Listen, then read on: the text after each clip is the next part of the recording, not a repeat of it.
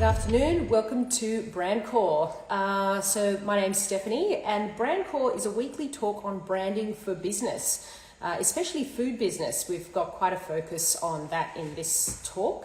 And to date, we've welcomed all kinds of interesting experts to the program. We've talked about what might you do as a food startup. We've talked about food labeling. We've talked about emerging trends and all sorts of things. But today's special guest is Adriano Zumbo, the legendary confectioner. Thank you very much for joining us. Yeah, no problems. As mentioned, we've got all kinds of amazing business owners on the show each week. And we're actually just up the road from where the Zumbo empire started, aren't we, Jeffrey?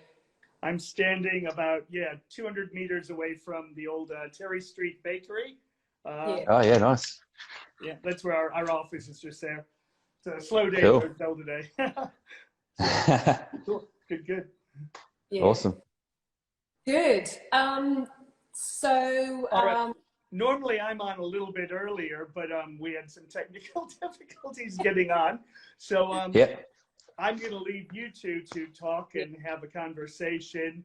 I'm really, thanks for coming on, and really look forward to hearing what you guys have to say. Okay. So look, I'd love to start at the beginning for people who don't know you, or I can see there are a lot of fans online right now from all over the world who do know you. So you started out, pastry was your calling from a fairly young stage in life, but you also kind of put your own stamp on your pastry pretty early. Can you tell us about the early days of getting into the confectionery business?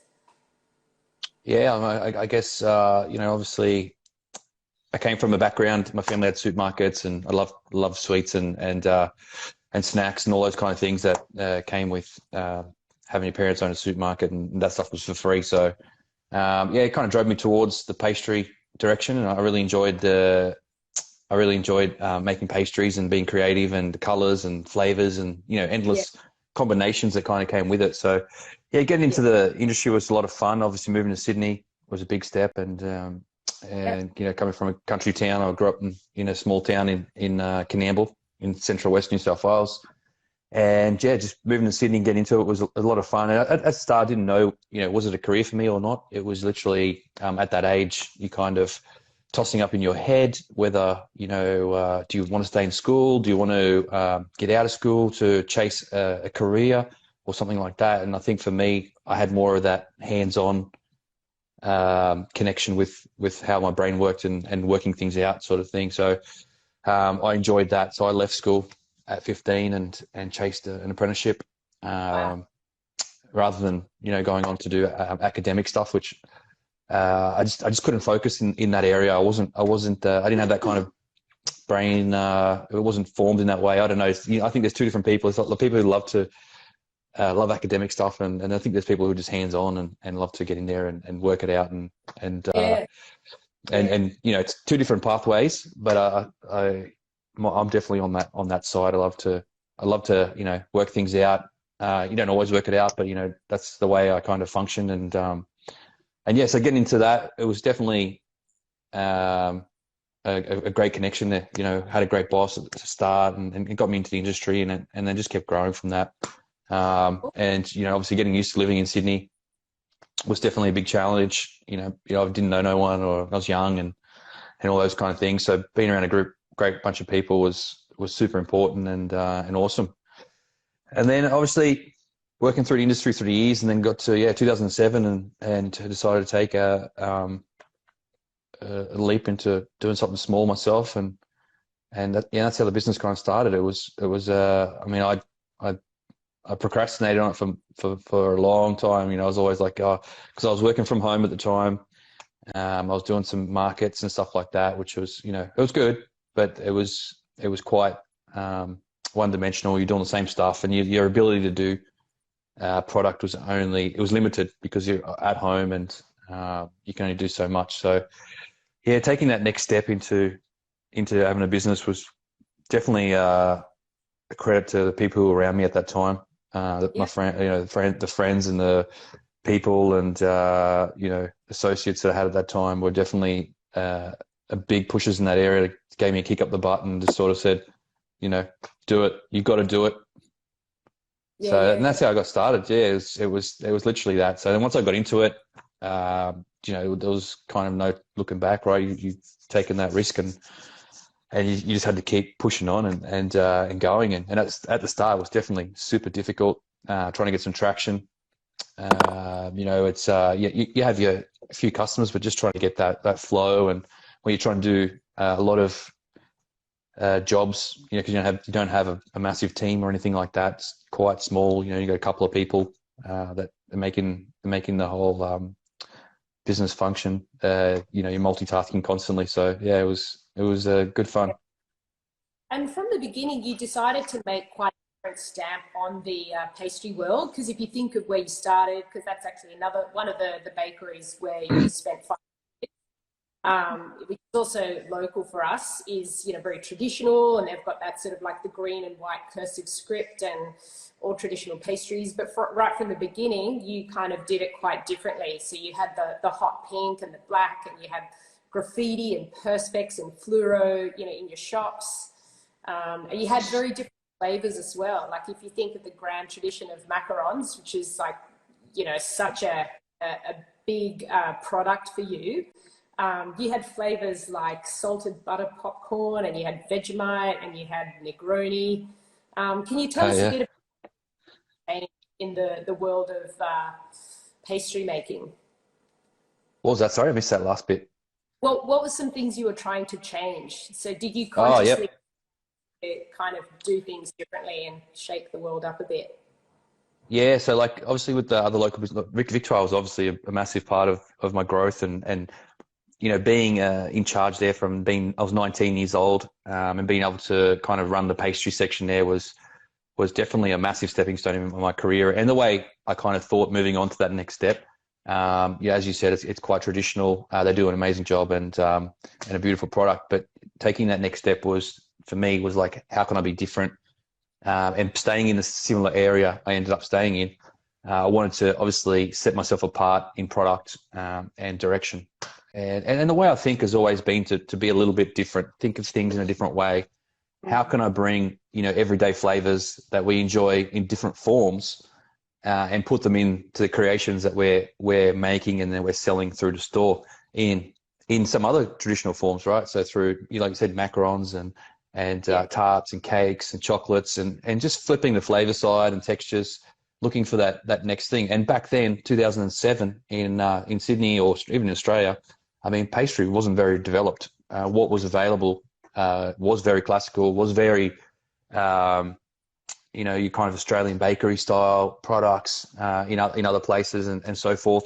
So being able to take that next step from myself, I've been inspired by Europe, obviously being able to go to Italy and being able to travel to Paris and France at a young age, as my parents were European. So going back to visit family was quite a normal thing, and being able to experience those cultures and the way that they visualized the patisserie and bakery industry was a big eye opener for me, I think. And being able to come back and take some of that inspiration and some of that vision and thought process behind that, and being able to put it into something that I really enjoyed back home and was doing it was a lot of fun. It was a lot of fun. It was, a lot of work, but lots of fun. I think it was all about creating the flavors that tasted like those flavors, and that was my biggest. It was kind of an early venture into sort of experiential shopping, wasn't it? Because now, there's this big discussion of whether traditional retail is going to survive, and people have to sort of bring this experience in, and that's kind of what you did with your macarons. So if you bought a box of 12 different flavors and shared them with people, it was kind of this, you wouldn't just kind of leap in and grab one, kind of like match it to the picture and decide which flavor you were going to have. So yeah, it was a big part of that kind of foray into where retail is now. Oh, definitely. I think where retail is now is crazy. It's so saturated, and it's so intense. It's so, it's pushing hard constantly. And back then it wasn't like that. It was definitely a good time to get into the market, was back in those days, because it wasn't as as much pressure stepping into the scene, and being different was a bigger part of it. Right now, to be different, it's very difficult to be different completely now as a full-on concept. You're always drawing something from somewhere and trying to make your own little flip on it to give yourself a niche or a sort of self-directional market. But yeah, the experiential thing is super important, I think. And being able to, I always believe that when you buy a pastry, it shouldn't be you're not just buying a chocolate bar, or you're not buying a chocolate mousse cake. It was all about giving it an identity as well, and being able to connect with people through whether it's a flavor combination from another area of food or another experience in life or nostalgia, but also in the way of connecting with common names that people, whether it's funny or whether it's a slang or whether it's a bit of a piss take on ourselves or something in life. And those days for me was super successful in the sense of people really loved those names, and every time we released a cake range, those names would capture people's attention in the store, whether they bought the cake or not. It created this sense of, what does that mean? Or what is it for? What is the connection between this name and this cake? And for me, that was a massive part of connecting with the consumer at that level, right? And I think that was those early days with some of the funnest days, and obviously being that small niche at that time was it was very flexible and very easy to chop and change quickly. So yeah, that's interesting. So it's funny because my next question was, what's the secret to being on the cusp of a new trend? Because, when you started macarons, a lot of other people then started also creating rival macarons. And then after that, of course, we had all these other trends like cronuts and jumbo milkshakes and cake in a mug. But for you, yeah, you're riding the wave of this trend, but you actually had this entire story to tell about each dessert. So what do you think about that whole, being on a trend or doing your own thing? oh, definitely, you got to do your own thing. I think like you got to dip your finger into a trend because there's definitely going to be a large percentage of your customer base or your followers who are going to want to either see that or try it or experience it. So somehow you got to incorporate a small amount of it, but I mean, initially you really got to be on your own directional path into doing what you want to do and making something your own or making your own direction. And I kind of always loved to dip in that. Like when something got popular, I'd go a different way. And those kind of things, because it really inspired me to go, okay, well, they're all making eclairs. I'm going to make something else. You know what I mean?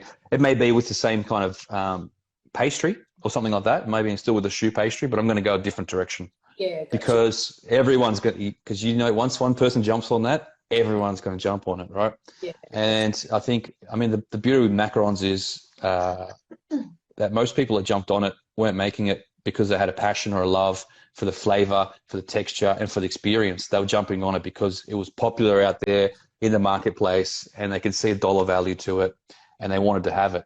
And there's a difference between that and being able to make a product that tastes like when you eat it, you're eating a bucket of popcorn rather than just saying it's salted popcorn and I've got a white chocolate ganache and I chucked a bit of salt in it. Yeah. Kind of tastes like sweet nothing, but with a little bit of salt, but it doesn't have the whole connection, right? So there's a massive difference there in being able to execute your end goal in what you're trying to do. And I think it's super important to have that vision whenever you jump into something you're doing or that kind of, especially in a food business, because you rely so much on the experience. Someone's going to eat it. And once they eat it, they're going to judge you and they're going to make an assumption on how good it was or how bad it was, or, and in food, that's make or break, right? It's so on the money that it's on the minute, right? Because it's consistency. If you're a regular and you eat the same thing every week, if it's different one week, they're going to tell you, and they're going to, then if you don't fix it, if you don't do something about it, so you really got to understand what you're doing and know your direction. Yeah, gotcha.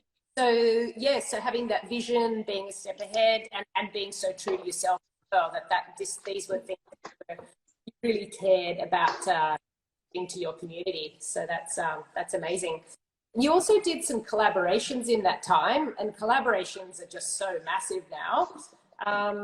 But any, I guess, anything you want to share, like secrets for a successful collaboration? I think the secret for a successful collaboration is make sure, I mean, if you're collaborating with someone else, make sure you have a say. You know, obviously it's a big part and a final say in the product, whatever it is. You don't want to just, if it's a food product, you don't want to be just sticking your name to it and then you're not happy with it, or you know it doesn't taste great or whatnot. So being able to have a bit of a say, I think, is super important.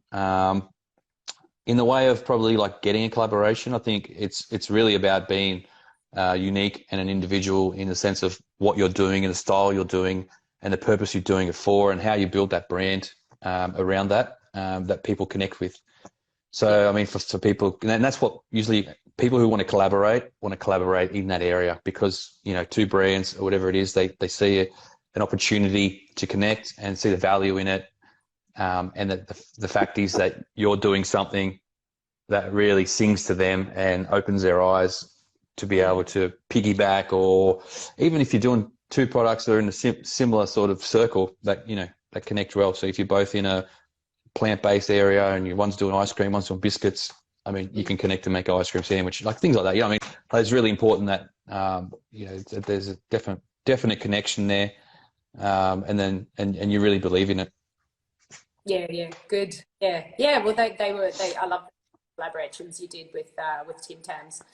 I mean, that was super fun, right? It was to be the first person to collaborate with Tim Tams was super cool, a massive honor, and a great brand to work with. You know, I think that was a lot of fun, and it did a lot for my profile. I have to, you know, like from my side of it, you know, I think as a personal brand, it really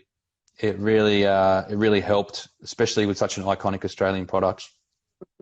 Well, it's, I can see all the little flags coming in from viewers all over the world. I'm not sure if you can see them, but we've got. Yeah, I haven't got my glasses on. I can't. I can see like things bumping up and down, but we've got so many. Now I can see. So, yeah, Greek. That's a Greek. Oh, no, it's not Greek. That's Israel, I think. Anyway. Yeah. So obviously you've sort of taken a break out of away from the limelight a bit, and we'd love to hear about your sort of next activities in a little bit. But I'd love to know, you know, what you think is important right now in the world of sweets. So as you mentioned, it's not just about riding a trend wave, but what's happening in the world right now that's kind of important for people to know if they're either thinking of getting involved with a sweet brand or confectionery brand, or if they're out there buying some good product. Well, I think the main thing I've seen around the world and even locally, it's really about sustainability.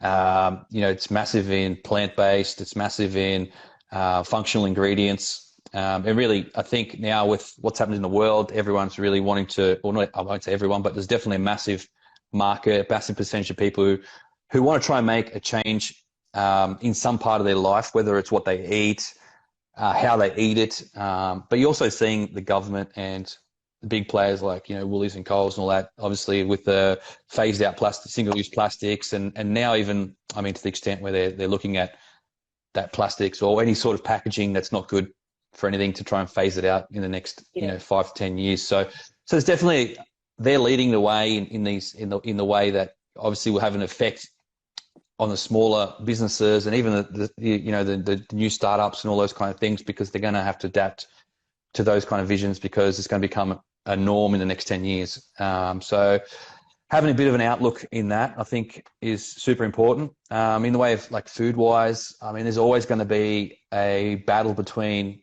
indulgent and, you know, not so good for you and, you know, healthy plant-based eating.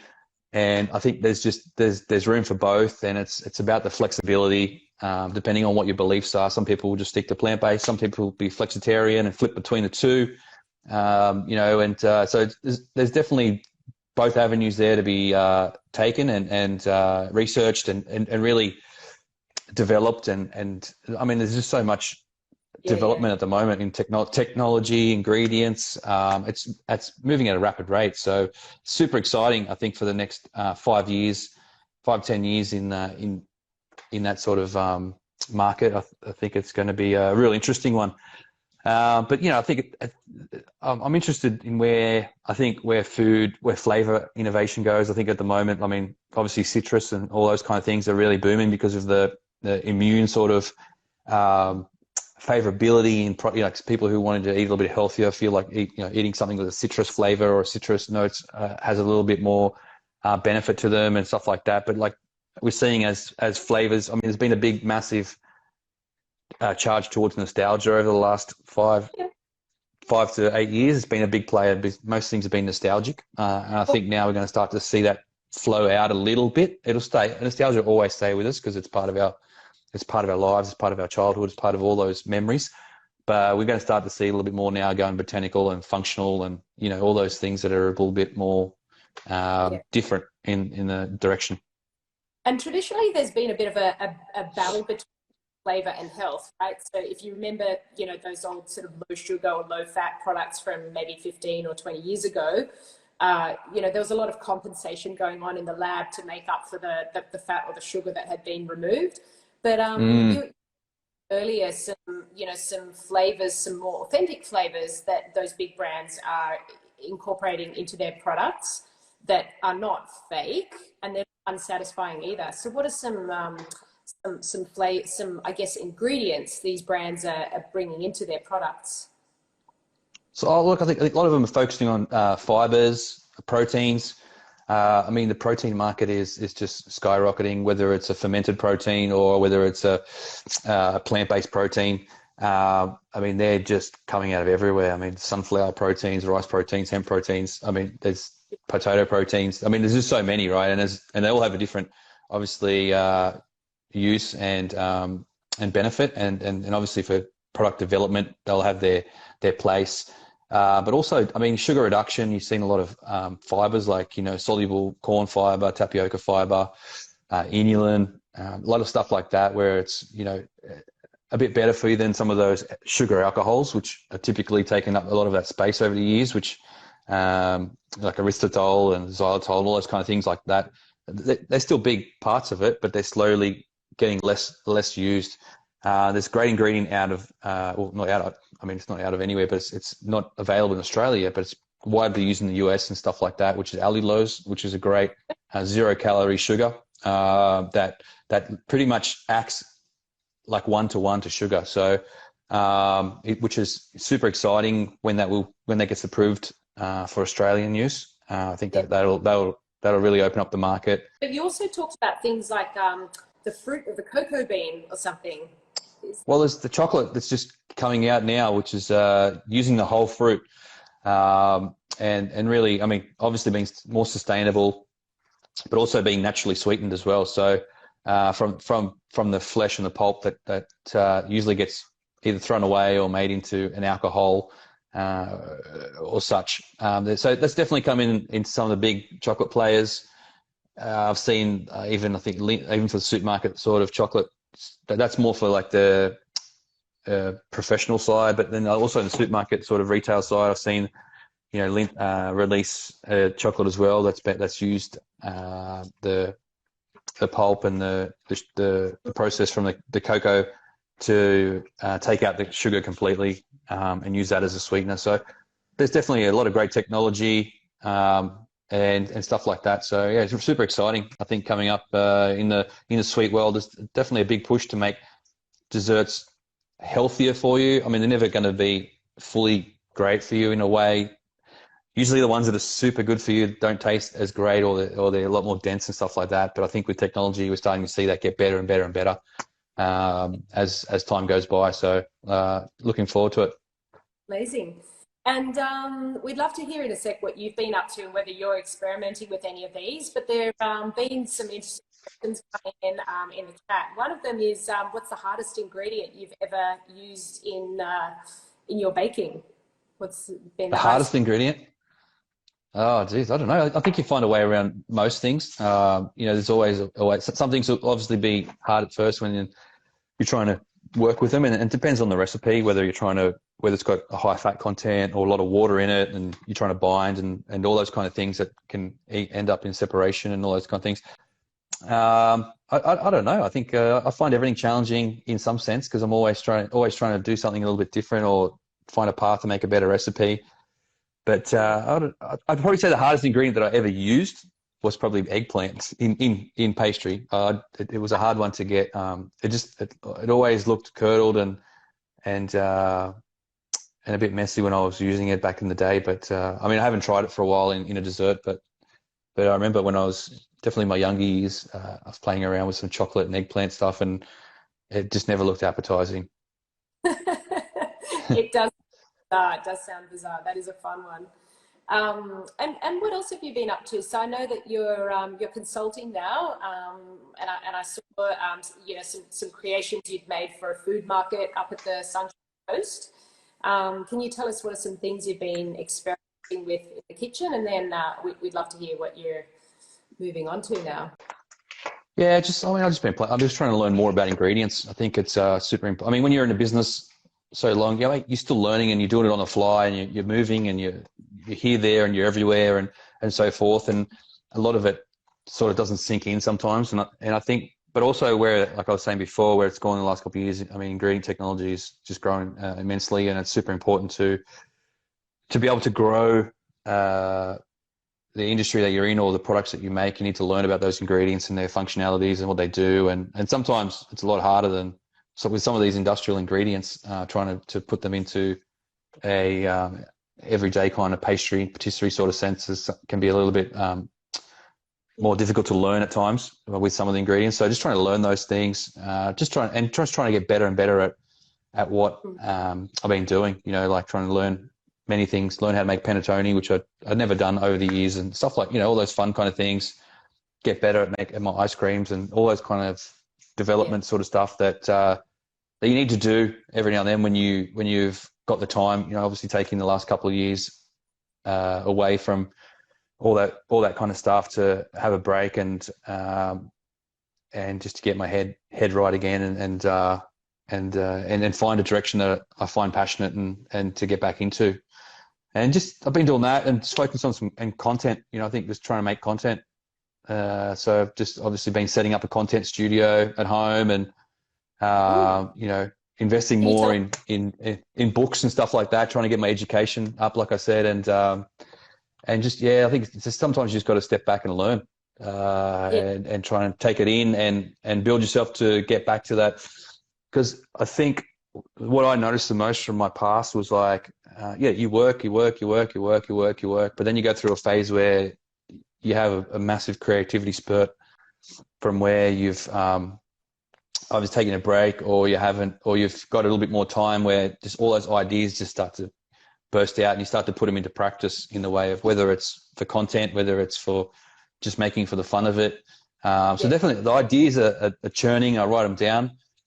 Haven't got to the point where I've fully really started to like make them and stuff like that. But we'll get there. It's just slow steps. As my lawyer says, slow steps, one step at a time.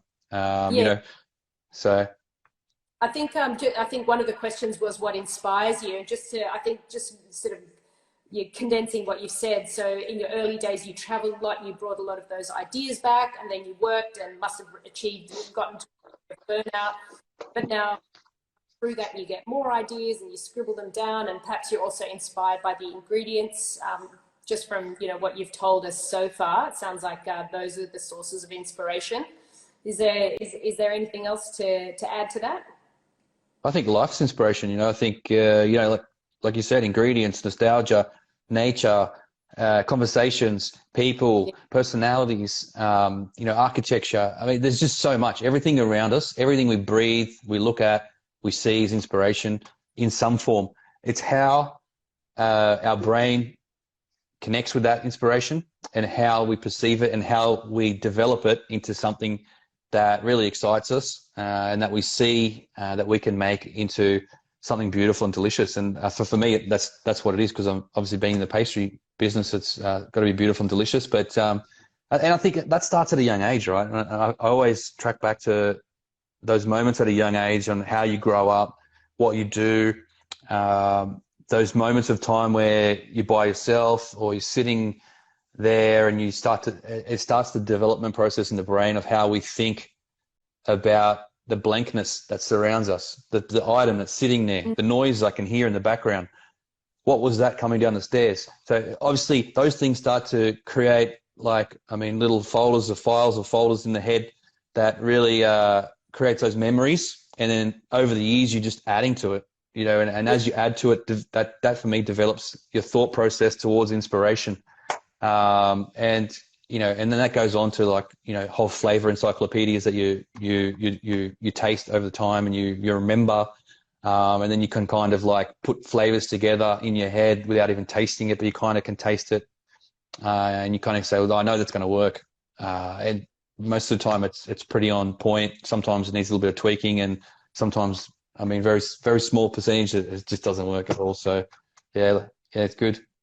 I love that term, flavor encyclopedia. So you're a creative through and through. I think so. And definitely learnt that definitely with the business, obviously not being successful with the business in the end, over the last couple of years, I really thought, I'm a creative, I'm definitely, I'm not, you can't do everything. And in those days I tried to do,